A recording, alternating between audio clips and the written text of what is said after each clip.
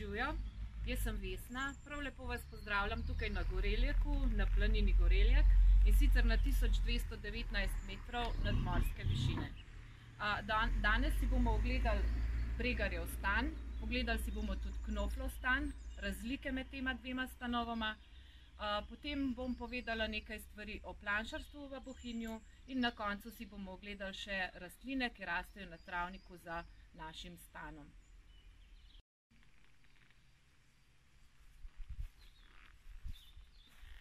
Bregarjev stan je manjši kot Knoflov stan, je enoceličen, to pomeni, da ima en prostor, medtem ko Knoflov je dvoceličen, ima dva prostora. To je bilo pa povezano predvsem s tem, koliko pašnih pravic je imela katera družina. Če si gremo pogledati v notranjost, lahko takoj opazimo, da je v notranjosti zelo temno, oken ni, ki jih v bistvu sploh niso potrebovali, saj čez dan se niso veliko zadrževali tukaj noter.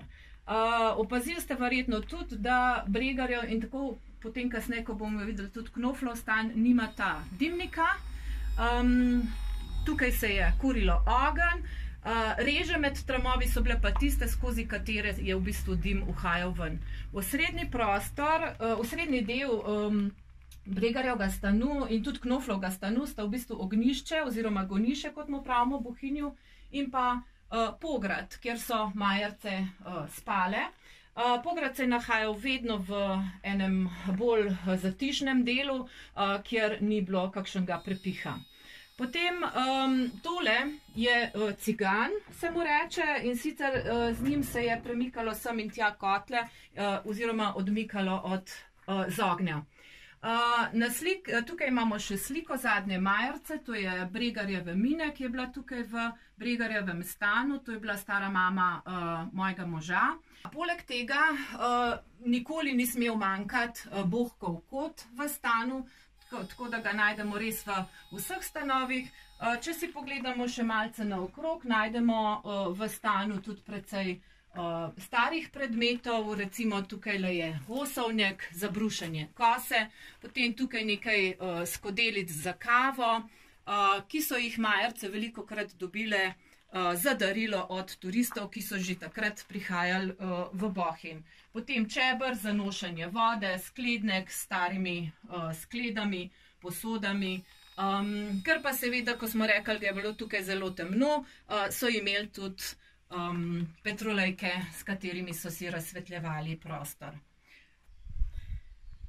Tukaj pri sebi imam tri zanimive predmete, ki so jih uporabljali na planšariji, in sicer tukaj je obelč, če je bilo treba v planini kaj pobrati, kakšno dilo za pooblati, so uporabljali ta predmet.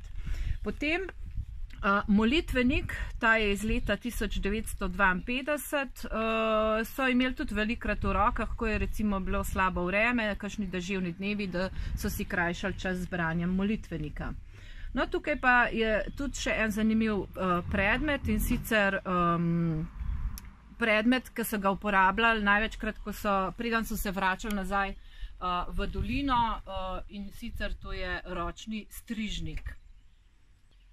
Včasih je bilo v Bohinju aktivnih 40 planin, danes je to število že veliko manjše. Pasli so rdečkasto govedo, to je avtohtona pasma bohinjske cike. Poleg krav so imeli tudi koze, ki so pojedle vse strupene zeli.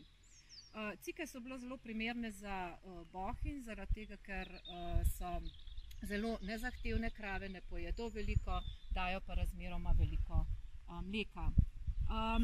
Majerji in majerce so zelo dobro poznali vreme. Ko se je recimo bližala nevihta in če so krave mirno ležale, se ni bilo bati ničesar. Medtem ko so se krave začele dvigovati, bežati sem ter tja, potem so vedeli, da se je treba umakniti, da bo prišla huda ura. Na travniku se nahaja precej zanimivih alpskih rož. Ena izmed njih je navadna kukavica. Tole je tale roža z lisami na listih. Junija, ko je v polnem cvetu, pa izgleda takole.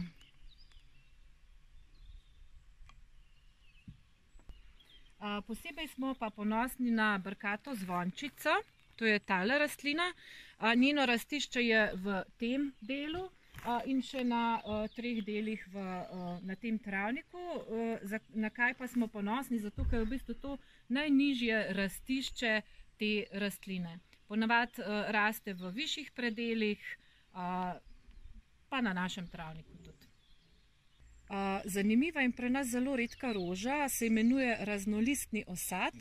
Po knjigi Mala flora Slovenije pri nas sploh ne bi rasla, zagotovo pa raste nekje pri Podbrdu.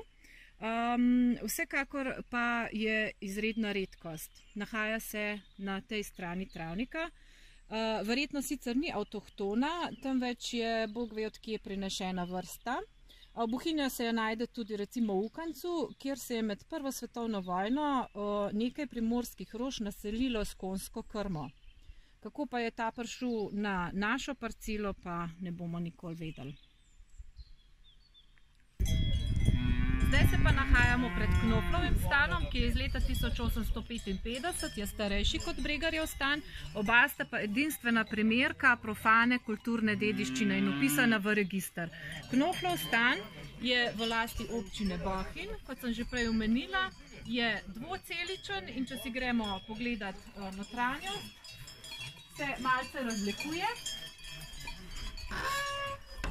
od Bregarjevega stanu in sicer je precej večji. Vidite, da ima tam zraven še dodaten prostor. Imeli so tudi posebno ključavnico. In v tem prostoru so shranjevali sir, skuto, izdelke, ki so jih v bistvu sami naredili. Potem tukaj imajo cigana. Vidite, da je tole prijemalo malce drugačno. Tukaj postelja prav tako v nekem kotu, kjer ni bilo prepiha.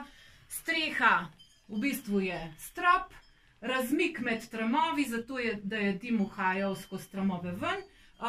Imeli so pa recimo tukaj tudi loputo zaradi zračenja, oken pa nikakor ni. Čez Goreljek, v neposredni bližini Bregarjevega in Knoflovega stanu, poteka pohodniška pot Julijana Trail, in sicer 6. etapa te slikovite krožne daljinske poti.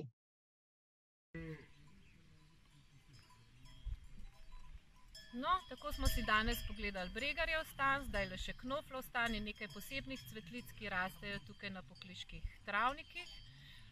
Če imate mogoče kakšno vprašanje, si lahko pogledate tudi mojo spletno stran, drugače pa res toplo vabljeni v Bohinj.